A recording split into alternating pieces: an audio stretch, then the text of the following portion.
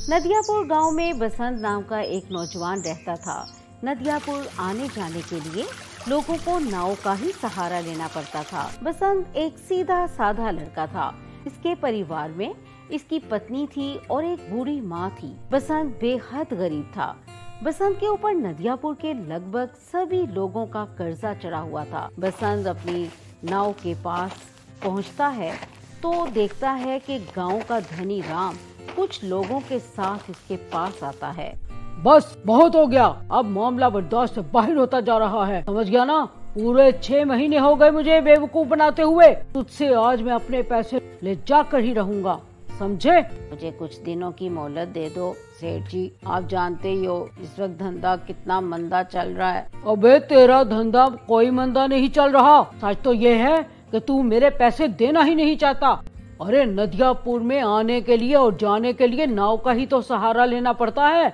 ऊपर से ये इलाका भी टूरिस्ट इलाके में भी आता है। सवारियों की कोई कमी नहीं है यहाँ पर। तेरा धंधा मंदा कैसे पड़ सकता है? अबे झूठ बोलता है। सेठ जी, सारे गांव वाले जानते हैं कि मेरी किस्मत कितनी फूटी हुई है। बड़ी मेहनत से पाई पाई इकट्ठी करता हूँ, लेकिन पैसे किसी न किसी वजह से मुझसे खर्च हो जाते हैं। धनीराम बसंत का मजाक उड़ाते हुए अपने लोगों को देखकर बोला, अबे सुन रहे हो तुम लोग?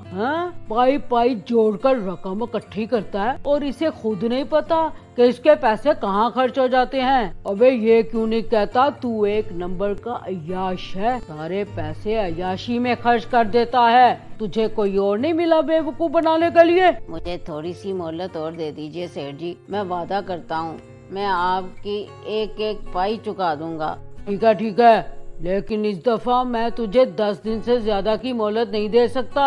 10 दिन के अंदर अंदर मुझे पैसे ना मिले तो मैं तेरा मकान तुझसे छीनकर, तुझे धक्के देकर तुझे मकान से बाहर निकाल दूंगा। बात समझ में आ गई है ना? इतना कहकर धनीराम वहाँ से चला गया और बसंत अपना सा मुँह लेकर अपने काम में लग गया। शाम को थका हारा बसंत जैसे ही अपने घर को पहुँचा, उसकी पत्नी बोली, आ गए सेठ जी? घर पर आपके पीछे बहुत से मेहमान आपको पूछने के लिए आए थे। उन्होंने काफी देर तक आपका इंतजार किया है और बेचारे इंतजार करके बहुत थक गए। अभी कुछ देर पहले ही गए हैं। मैं जानता हूँ तुम किन की बात कर रही हो। जब तुम सारी बातें जानते ही हो तो तुम उन सब का कर्जा क्यों नहीं चुका देते? तुम अच्छी तरह जानती हो झुमकी, पिछले कुछ सालों से मेरे साथ क्या हो रहा है। मैं कुछ पैसे जमा करता हूँ, वो किसी न किसी तरह खर्च हो जाते हैं। पिछली बार में माँ का पैर टूट गया था और उसमें कितने पैसे खर्च हो गए। उसके बाद चोट लगने से तुम्हारी पसली का फ्रैक्चर हो गया था, उसके इलाज के लिए भी कितने पैसे खर्च हो गए। मैं तुम्हारी बातों को समझती हूँ, लेकिन गांव वाले नहीं समझते। उन्हें तो बस अपने पैसों से मतलब है ना। गांव का मुखिया धमकी देकर गया है, तुमने गांव वालों के पैसे ना दिए तो वो तुम्हारी नाव छीन लेंगे। अरे सेठ, धनीराम भी मुझे धमकी दे के गया है कि अगर 10 दिन के अंदर अंदर मैंने उसे के पैसे नहीं दिए तो वो मेरा मकान छीन लेगा।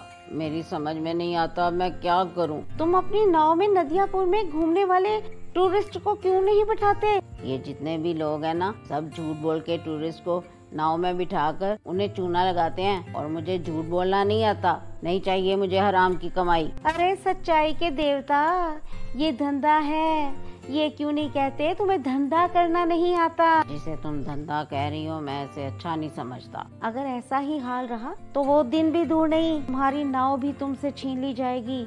इसके बाद मुझे और माँ जी को धक्के देकर निकाल दिया जाएगा। इतना कहकर झुमकी गुस्से से वहाँ से चली गई। ऐसे ही 10 दिन गुजर गए। 10वें दिन बसंत नदी के किनारे उदास बैठा हुआ था, गहरी सोच में डूबा हुआ था कि तभी वहाँ धनीराम फिर से आता है। याद है ना बसंत जी, तेरा आखिरी दिन है। अब इससे ज्यादा मैं तुझे और मोहलत नहीं दे सकता। भाई, शाम को मैं तेरे घर पे आऊंगा वसूली करने के लिए। मेरे पैसे तैयार रखना, वरना अपना बोरी बिस्तर समेटकर चुपचाप चले जाना। इतना कहकर धनीराम वहाँ से चला गया। बसंत अपने आप से बोला, अब क्या होगा? धनीराम के पैसे कहाँ से दूंगा? मैं कहाँ जाऊँ, क्या करूँ? बसंत हसरत भरी निगाहों से नाव को देखने लगा। तभी बसंत के कानों में बुरे व्यक्ति की आवाज आती है।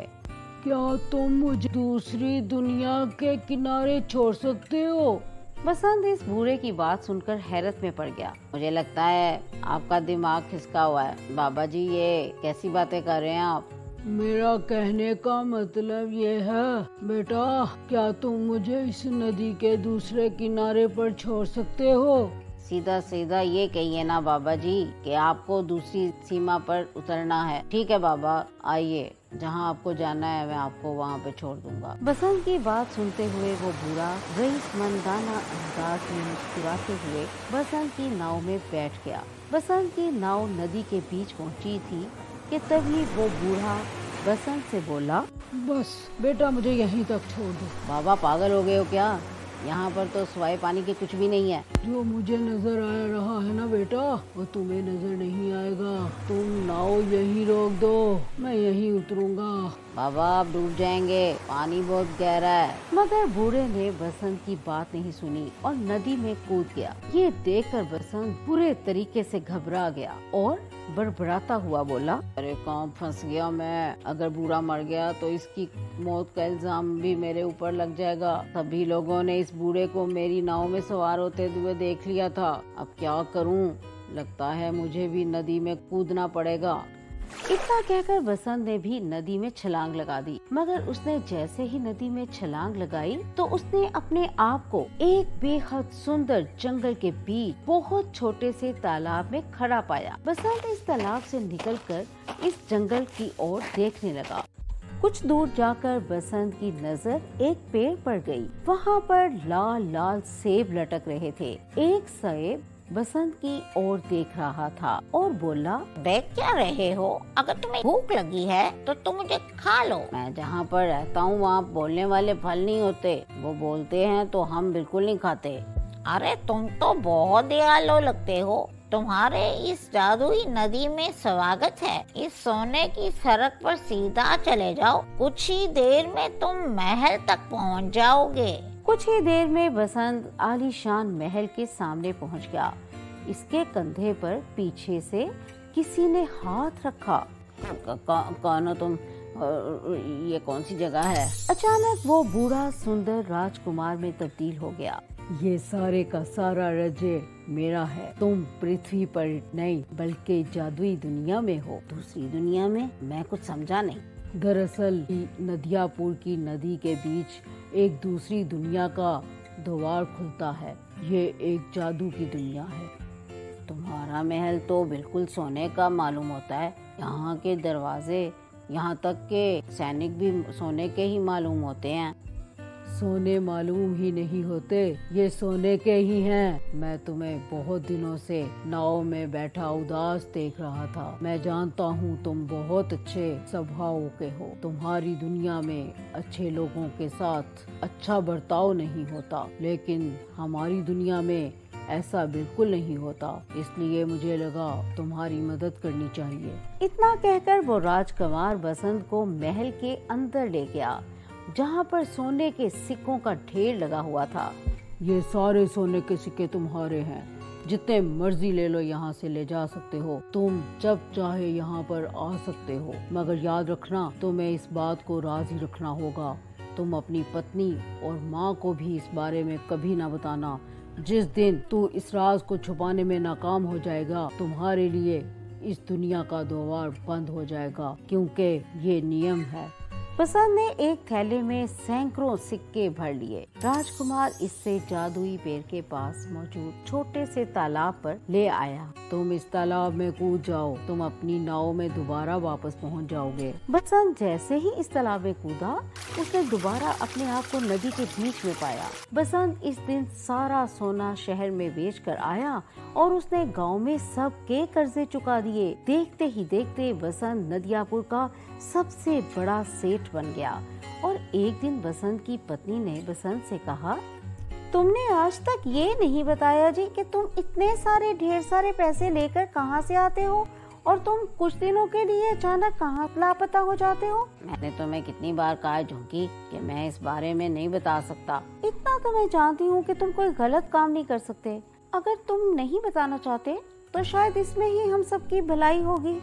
बसंत को देखकर धनी राम अंदर ही अंदर जलने लगा था। एक दिन उसने अपने खास आदमी बेहमा से कहा, मेरी समझ में नहीं आता बेहमा, ये बसंत रातों रात अमीर कैसे बन गया। मैं सोच रहा था कि मैं इसकी नाव और मकान पर कब्जा कर लूंगा, लेकिन इसने तो मेरे सारे पैसे लौटा दिए। सिर्फ आपके ही नहीं पैसे सेठ जी, इसने सभी गांव वालों के पैसे लौटा दिए हैं। आज गांव में सबसे आलीशान हवेली इसी की है, और तो और नदियापुर की सारी नाव के मालिक यही है। हाँ, मुझे पता है। और वो टूरिस्ट से सबसे कम पैसे लेते हैं और गांव के लोगों को तो वो मुफ्त में बिठाने का काम करता है। मेरा धंधा भी चौपट कर दिया इसने। जरूर कुछ न कुछ काला है दाल में। जाओ जाकर पता तो करो, आखिर माजरा क्या है। अरे मैंने पता कर लिया है। कुछ दिन पहले चुपके से मैं इसके पीछा कर रहा था। अचानक मैंने देखा वो बीच नदी में कूद गया है और कुछ घंटों के बाद वो वापस आ गया।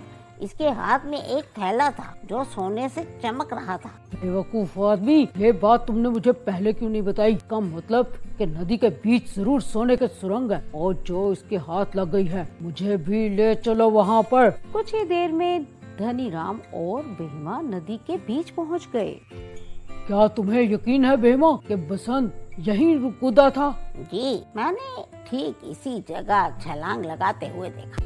अबे तो फिर देर किस बात की? अब हम दोनों साथ साथ कूदकर इस सोने की सुरंग में पहुंच जाते हैं। सारे का सारा सोना आज ही हम निकाल लेते हैं। अरे आपने तो मेरे मुंह की बात छीन ली। इतना कहकर वो दोनों नदी में कूद गए।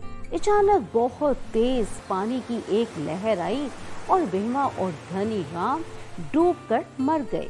बसंत ने आज तक ये राज किसी को भी नहीं बताया।